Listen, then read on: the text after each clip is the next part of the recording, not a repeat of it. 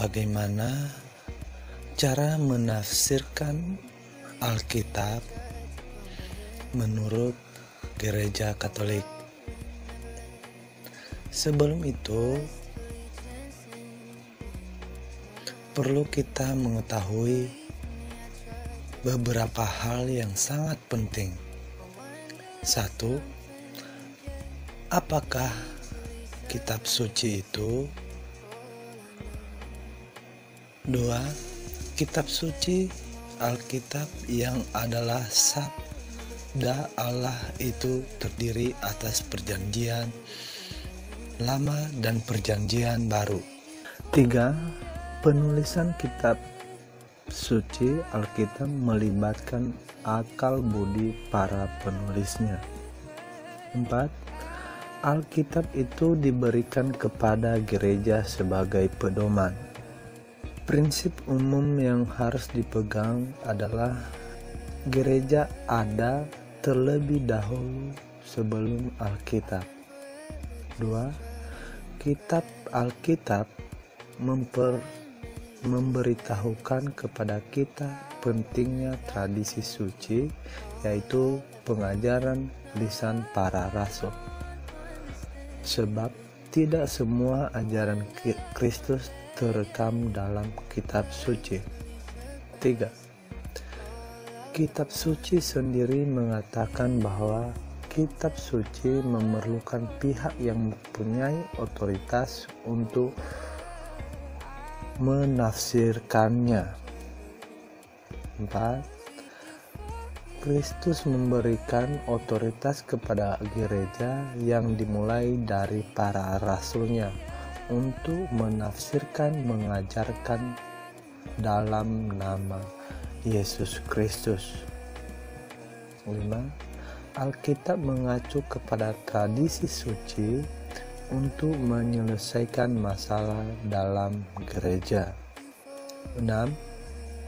Bahwa gereja jemaat bukan kitab suci saja, adalah tiang penopang dan dasar kebenaran.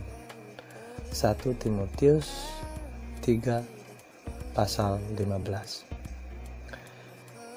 Kitab suci tidak mengatakan bahwa kitab suci Alkitab adalah satu-satunya sumber sabda firman Tuhan.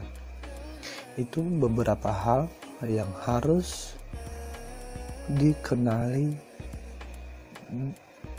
terlebih dahulu, baru untuk bagaimana caranya untuk menafsirkan Alkitab atau kitab suci. Cara umum yang dilakukan Gereja Katolik mengajarkan 3 cara umum untuk menafsirkan kitab suci sesuai dengan Roh Kudus yang mengilhaminya. Lihat Katekismus Gereja Katolik KGK 112 sampai 114. 1. Memperhatikan isi dan kesatuan seluruh kitab suci. 2. Membaca kitab suci Alkitab dalam terang tradisi hidup seluruh gereja. 3. Memperhatikan analogi iman. Memperhatikan isi dan kesatuan seluruh kitab suci Alkitab, kita harus mengartikan ayat tertentu dalam Alkitab dalam kaitannya dengan pesan Alkitab secara keseluruhan. Menafsirkan satu paragraf atau bahkan satu kalimat saja, namun tidak memperhatikan kaitannya dengan ayat yang lain, dapat berakibat fatal. Contohnya, seorang ateis mengutip Mazmur 14 pasal 1 dan berkata, tidak ada Allah, tetapi sebenarnya keseluruhan kalimat itu berkata, orang bebal berkata dalam hatinya, tidak ada Allah. Maka arti yang disampaikan dalam kitab suci Maka arti yang disampaikan dalam kitab suci tentu sangat berbeda dengan pengertian orang ateis tersebut. B. Membaca kitab suci dalam terang tradisi hidup seluruh gereja. Banyak ahli-ahli kitab suci Alkitab di zaman modern yang tidak mengindahkan interpretasi yang berakar dari tradisi gereja. Mereka berpikir seolah-olah baru pada saat mereka menafsirkan kitab suci, Roh Kudus memberikan pengertian yang paling asli. Sedangkan penafsiran pada abad-abad yang lalu itu keliru. Sikap ini tentu tidak mencerminkan kerendahan hati. Gereja mengajarkan bahwa kita harus menafsirkan Alkitab sesuai dengan tradisi hidup seluruh gereja. Sebab Alkitab lebih dahulu ditulis dalam hati gereja daripada di atas pergamen kertas. Di dalam tradisi suci inilah Roh Kudus menyatakan kenangan yang hidup tentang sabda Allah dan interpretasi sip dari kitab suci atau Alkitab. Tradisi suci tercermin dari tulisan para bapa gereja dan ajaran-ajaran definitif yang ditetapkan oleh magisterium. Seperti yang dihasilkan dalam konsili-konsili Bapak Paus maupun yang dijabarkan dalam doktrin gereja. 3. Memperhatikan analogi iman. Analogi iman maksudnya adalah bahwa wahyu Allah berisi kebenaran-kebenaran yang konsisten dan tidak bertentangan suatu sama lain. Gereja Katolik percaya bahwa Roh Kudus yang menginspirasikan Alkitab. Gereja Katolik percaya bahwa Roh Kudus yang menginspirasikan Alkitab adalah Roh Kudus yang sama yang membimbing dan menjaga wewenang mengajar gereja, magisterium, yang juga bekerja dalam tradisi suci gereja. Maka tidak mungkin ajaran gereja Katolik bertentangan dengan kitab suci, karena Roh Kudus tidak mungkin bertentangan dengan dirinya sendiri. Juga karena gereja menjaga kemurnian ajaran dalam Alkitab, maka untuk menafsirkan Alkitab kita harus melihat kaitannya dengan ajaran doktrin gereja. Analogi iman yang berdasarkan ajaran gereja berperan sebagai penjaga yang membantu kita agar kita tidak sampai salah jalan dalam menafsirkan Alkitab. Ibaratnya seperti pagar yang membatasi rumah kita dan dunia luar yang penuh dengan hewan liar. Di dalam halaman rumah kita tetap dapat beraktivitas. Anak-anak dapat bermain dengan bebas namun aman dari bahaya. Maka dengan berpegang pada ajaran gereja, kita tetap mempunyai kebebasan dalam menafsirkan ayat-ayat Alkitab, namun kita dapat yakin bahwa menafsirkan ayat Alkitab kita tidak salah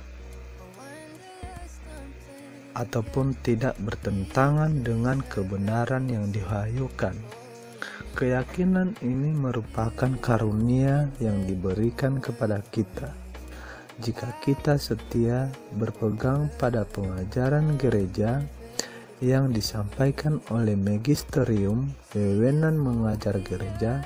Magisterium inilah yang bertugas menafsirkan sabda Allah dengan otentik, baik yang tertulis di Alkitab maupun yang lisan tradisi suci, dengan wewenang yang dilakukan dalam nama Tuhan Yesus, agar sabda itu diteruskan sesuai dengan yang diterima oleh para rasul. Paus Benediktus XVI dalam ekshortasi apostoliknya menekankan dua kesalahan ekstrim yang tidak boleh dilakukan oleh umat Katolik dalam menafsirkan kitab suci. Dua kesalahan ini adalah hanya berdasarkan metode sekuler dan metode fundamentalisme.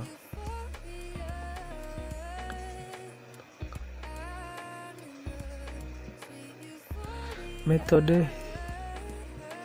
historikal terpisah dari teologi. Metode sekuler yang terpisah dari teologi ini menekankan sisi sejarah dari Alkitab, sehingga Alkitab hanya dilihat sebagai buku dari masa lampau yang tidak mempunyai kaitannya dengan saat ini. Pendekatan ilmiah dengan mengesampingkan sisi-sisi ilahi dari kitab suci membuat metode ini kehilangan apa yang menjadi dasar untuk mengerti Alkitab, yaitu iman, yang pada akhirnya menolak campur tangan Tuhan dalam sejarah manusia. Inilah sebabnya Paus Yohanes Paulus II dalam ensiklik Fides et Gratios dan Paus Benediktus ke-16 menekankan harmoni antara iman dan akal budi, menyadarkan metode ilmiah dalam menafsirkan kitab suci tanpa dibarengi iman, mereduksi sisi ilahi dari kitab suci menjadikan buku sejarah atau hanya menjadi buku literatur biasa.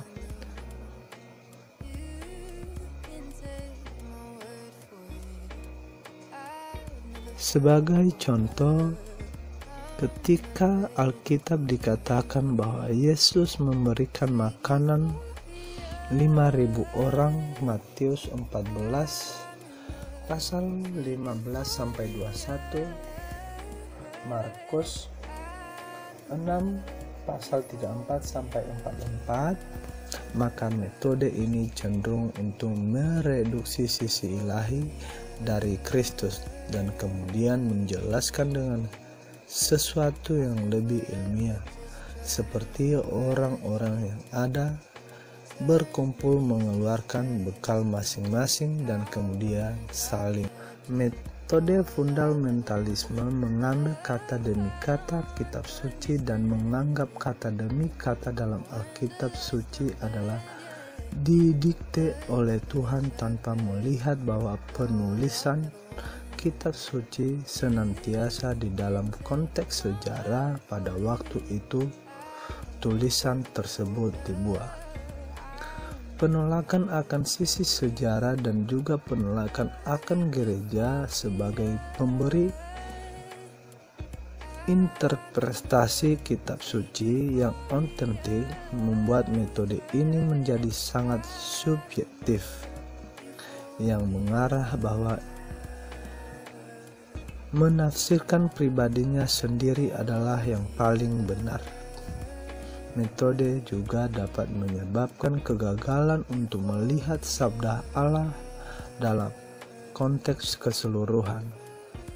Sebagai contoh, ketika Yesus mengatakan, tetapi tentang hari dan saat itu tidak seorang yang tahu.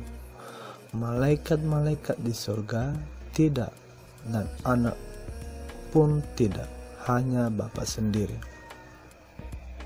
Matius 24 pasal 36. Maka metode ini mempunyai tendensi untuk mengatakan bahwa Yesus memang tidak mengetahui kapan akhir dunia terjadi atau akhir zaman, tanpa melihat kompleksitas dari kodrat Yesus sesungguhnya Allah dan sungguh manusia. Karena mereka juga tidak mau terlihat komentar kitab suci dari Bapak Gereja, Magisterium Gereja, maka mereka akan mengeraskan hati bahwa menafsirkan ayat Alkitab mereka lah yang paling benar. Baik juga teman-teman untuk membagikan video ini karena sangat perlu kita mencapai semua orang. Salam dari Kristen Katolik.